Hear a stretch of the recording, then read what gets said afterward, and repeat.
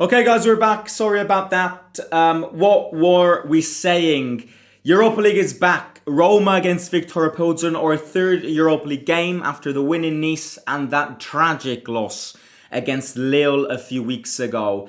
This is the easiest game of our group stage by far. I think it's between this and Midtjylland at home.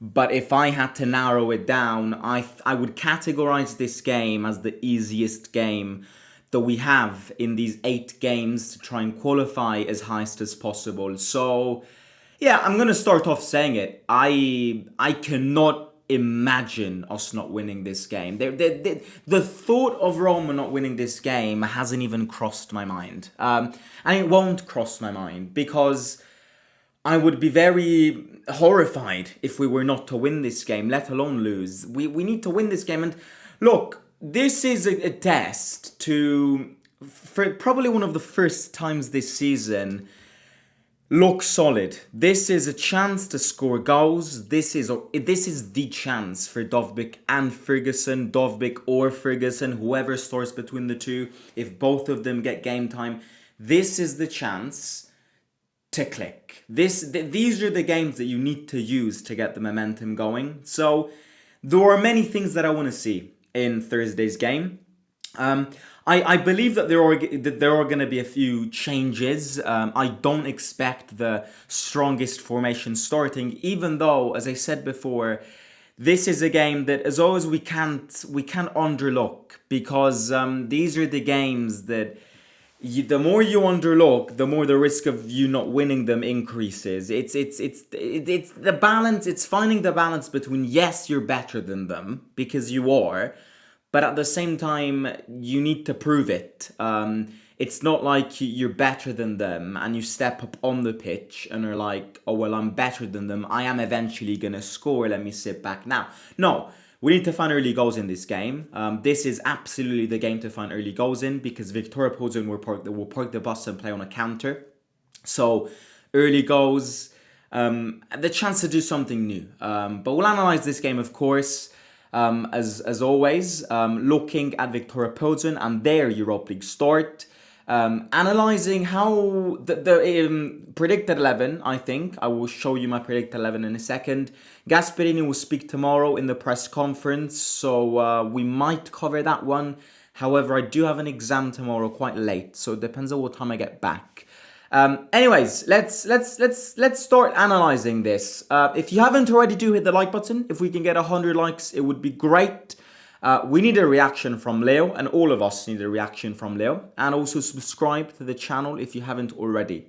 Let's start with Viktoria Plzen. Now, Viktoria Plzen, first of all, this game screams Roma 5-0 against them in the Champions in the season we last played the Champions League in. I believe in 2018, 2019, which was our last Champions League campaign, we played Viktoria Plzen at home and we won 5-0. So Roma against Viktoria Plzen screams 5-0 Dzeko banger. I remember that game very well. I believe, but I might be wrong when I say this, we've faced them in that Conference League run or in that Europa League run.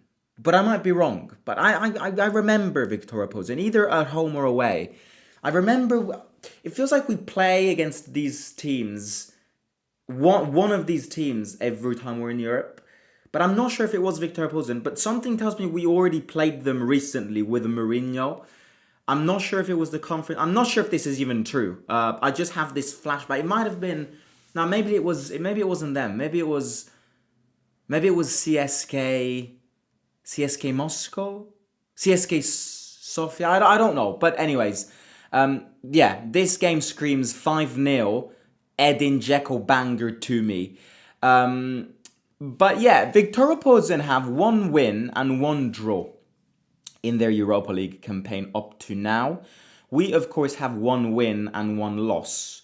They drew 1-1 in Budapest against Ferencváros in the first game, and they beat Malmo, Swedish side Malmo, 3-0 at home in their second game. And funnily enough, in both of these games, Viktoria Plzen made the opponent get a red card, which probably suggests to me that they're quite a moody team, if that's something that this statistic can add.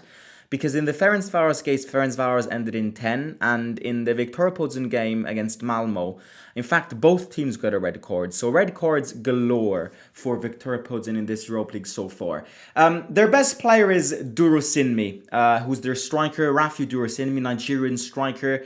He's their main man. Also, the latest flashback and kind of reminder that we have of Viktoria Plzen. This is what I was saying, that I thought we played them recently, but it wasn't us, it was Lazio. That's why, because Viktoria Plzen faced Lazio in the round of 16 in the Europa League last season, and then they got eliminated by them. But I remember Viktoria Plzen putting a big fight in both their home game and their away game. So this just proves to you that, again, I'm going to say it again. There is no world where we don't win this game. Allow me to say this, allow me to jinx this, but it's no longer jinxing it if we don't win this. It would be absolutely idiotic not to win this game. So there is no world. I cannot imagine us not winning on Thursday, and I can't imagine us not scoring more than one goal. I really can't. Something tells me that Thursday's game will be the first game where we score more than 2 goals max, because 2 goals is the amount of goals that we've scored max up to now. So something tells me we're maybe going to score 3 goals, but and it is the chance to do such thing. Yeah, I think. Look, as we said before, they're going to play for a draw here, especially because they haven't lost in this Europa League, and a draw in Rome would be absolutely golden for them. So they are going to 100% come here and park the bus. Adding on to this, they play with a 4-2-3-1 formation. And 4-2-3-1 formation, when you want to park the bus, can be one of those formations that is very hard to penetrate. So, which is why Bailey needs to start this game. Because we need something up there to penetrate a defense which will be vulnerable, of course, but that will park the bus. You know, they're going to be very densified in their own box. And then sometimes we do struggle playing against these teams. So we need unpredictability up front. Whether this is dribbling, whether it's precise crosses for our strikers, whether it's shooting from outside the box or pace. This is what we need in general, especially against these teams. So Bailey needs to start this game. Which brings me to the predicted 11, where I've gone with this. Let me just switch it. I think, yeah, there are going to be changes. But I think, as always, the core will be the same. I am convinced that Ziolkowski will start on Thursday because he played very well against Inter. The few minutes that he played, very good attitude, and that's an attitude that you need. So I reckon that's going to get praised, and he's going to start this game. My only doubt in defense is whether Ndika is going to rest or not. I don't think he will, considering he got subbed off against Inter with like half an hour to go until the end of the game. But if Ndika does rest, then I'm expecting Hermoso, Mancini, Ziolkowski. But I don't think Ndika will rest, so I think it's going to be a standard defense with the promotion of Ziolkowski in the starting 11, who fully deserves it, and I want to fully see his character from the start of a game. Because it's very different to get subbed in and be very aggressive, because you know the game already. You've kind of watched the game from the bench. You understand who to target. Something else is to start with that character from minute 1. And that's something that I think, you know, he will have to develop growing. Remember, he's 2005. He's very young. He's still very inexperienced. But if that's the character that he has and the attitude that he brings and the physicality, the physical presence that he has, he's very promising. So I reckon he's going to start this game, and I want him to start this game. I want to see him with 90 minutes on his back. So Ziolkowski, Mancini, and Dika. Four in the middle, I think El Anawi starts. If El Anawi doesn't start at home to Viktoria Plzen, then that's another signing that up to now Gasperini isn't liking. And because if you think about it, up to now, the only new signing that he's using is Wesley. So if El Anawi can't even make it in the starting 11 against Viktoria Plzen at home, who is the easiest game in this span of 8 games, then I'm like, when the hell is he going to play? So I'm almost convinced that El Anawi is going to play. I'm going to put Kone next to him. I like that binomial. I've said it many times and we haven't seen it much. We've seen it in Nice, but apart from that, we haven't seen it again. Tsimikas starts because Angelino's still out. And on the other side, I've gone with Wesley, who... You know what would happen though? One thing that could happen is Wesley on the other side, because I think he played great on that side. And somebody in the comments of the inter-match reaction said that Wesley is actually right-footed, which then made everything click in my mind and go, oh well, that explains everything. That explains why he was so much more threatening on the other side of the pitch. But then the question that I had after having seen this comment was, why the hell was he starting on that side? So I reckon something that could happen is Wesley starts ahead of Tsimikas and Wrench starts instead of Wesley. And in fact, I actually promote this. I actually promote the idea of seeing Wrench because these are the games that he usually gets game time in.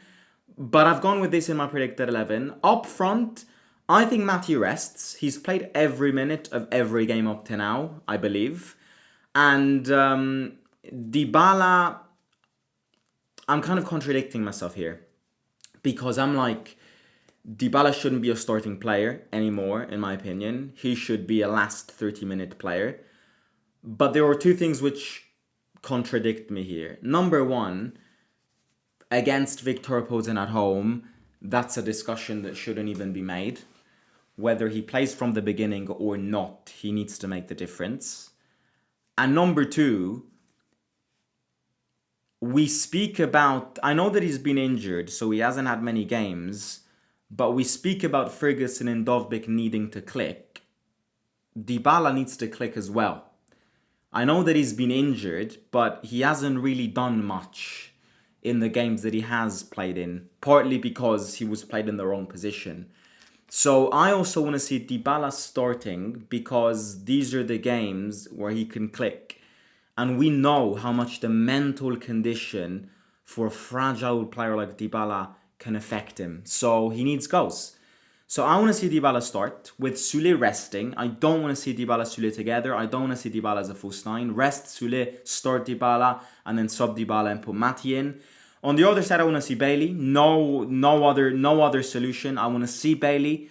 El Shaarawy could start, but I think El Shaarawy has fallen quite low in Gasperini's hierarchies. And up front, I don't even want to say this again. If Dovbyk starts this game, it clearly means, and there's no hiding behind this, if Dovbyk starts this game, it clearly means that the board has told Gasperini that Ferguson can't have much game time because otherwise a weird clause will trigger and we will have to buy him permanently and spend 40 million on him. There is no other justification as to why Ferguson wouldn't start this game. If Dovbyk starts this game or Dybala plays as a false nine and Ferguson sits on the bench once again, the only justification that I can find to this is that the board has told Gasperini not to use him much because otherwise he's gonna click and trigger the release clause or the buyback clause, and we definitely don't want to spend 40 million on him. So that's the only justification. Because if Dovbyk starts again, then there is no other explanation to this. Because if you eliminate this explanation, then there's no way that Ferguson sits on the bench again at home against Viktoria Plzen. There is no explanation. Like, I'm going to say this now. If I see Ferguson on the bench on Thursday, it's the only solution and explanation that I will carry in my mind. If I come to find and come to know that that isn't a solution, then get fucked, because it's gonna be inexplicable. Which again, people will go, well, that shouldn't be a justification so early into the season. Then we should have never bought him. That's a very good point. That's a very good point. But this is what we currently have, and we kind of need to use them. And we kind of need to win games and score goals. So we need to find something new. So Ferguson, I'm going to put in the predicted 11. And I believe he's going to start. If he doesn't start, we know the answer. If he doesn't start, we know the answer. And that's the answer. Because there is no other answer. Because you cannot tell me, you can't tell me that he's done worse than Dovbyk, because he played 2 minutes against Inter. He played 0 minutes against Fiorentina. He played 10 minutes against Leo. Like, he's got less goals than Dovbyk, absolutely, but he's got half the game time. So something needs to change, and Dovbyk will come in, absolutely, but Ferguson needs to start. Can Dybala play as a false 9 again? Yes, I think he can. I don't think it's completely excluded that in such a game Gasperini won't try it again. But look, I don't think he will. He got criticized for it. I don't think he's going to repeat it so early after the criticisms. Because then if it does go wrong, he would look like a complete fool. So I wouldn't exclude it, but I don't think it's going to happen. Yeah, look, other than that, what can we add? It needs to be 3 points. We need to score goals. My prediction for Thursday's game, I think we're going to score 3 goals. I think we're going to crack the nightmare and the black magic, and we're going to score our first 3 goal of the season. If you want, I think Ferguson scores on Thursday. You know what? If that up there is our starting trident, I'm going 3-0 with Ferguson, Dybala and Bailey to score. I think the striker that starts on Thursday will score. Whoever starts between Ferguson or Dovbyk needs to score, I would say. Not only, in my opinion, will score, but needs to score. If you can't score at home to Viktoria Plzen, then there's something wrong. And there already is something wrong. But hopefully you click on Thursday. But I truly believe that Evan will find his first goal on Thursday. That's my predicted 11. Last thing that I will say as to why we need to win this game is because after this game in Europe, we've got games that aren't easy. Because we've got Rangers away in our next game. Then we have Midtjylland at home, which, okay, I can take. But then after that, we've got Celtic away, Stuttgart at home, and Stuttgart are third in the Bundesliga. And last but not least, Panathinaikos away, which atmosphere can be hostile. So, as you said before, I think this is the easiest game out of the 8. Capitulate on this, exploit this, get 3 points. We don't want to risk it. We need to get in the top 8, ideally as highest as possible. Willie Ferguson to score says, Kate, what do you think about the Bouba Sangare? I think he should get some game time in this game. Bouba Sangare. He's never played. I don't think he's going to get thrown in like this. And Bouba Sangare is another mystery. He's another mystery. I swear he's always sat on the bench and never got subbed in. He plays with the under-21s and scores. Maybe it's time to start him. Not start him. Drop him in. I don't think he's going to start from scratch. But maybe, yeah, you're right. We need to start giving him some minutes. This might be Dybala's chance to prove he's back because he played amazing versus Inter, says Footfire. I don't think he played amazing versus Inter. He was quite limited in the position that he was playing. He didn't play bad, but I wouldn't define his performance as amazing against Inter. We should give chance to Luli. Who the hell is Luli? My boy Duski plays for Plzen. I don't think Dybala has to be last 30 minutes player he can start. He was the best player versus Inter. Who do you sign on the left wing? I'm not going to speak about the transfer session now, mate. What if we play Dybala as a cam and feed Pele, Sule and Dovbik? Can't really picture it. I mean, I can, but I'm not sure how practical it is. You mean like a Totti position? Or like a De Bruyne position? Like a David Silva in his prime? I don't know. I mean, he can do it, but he's at that stage of his career where you can't really try new things with him. He's not that young anymore.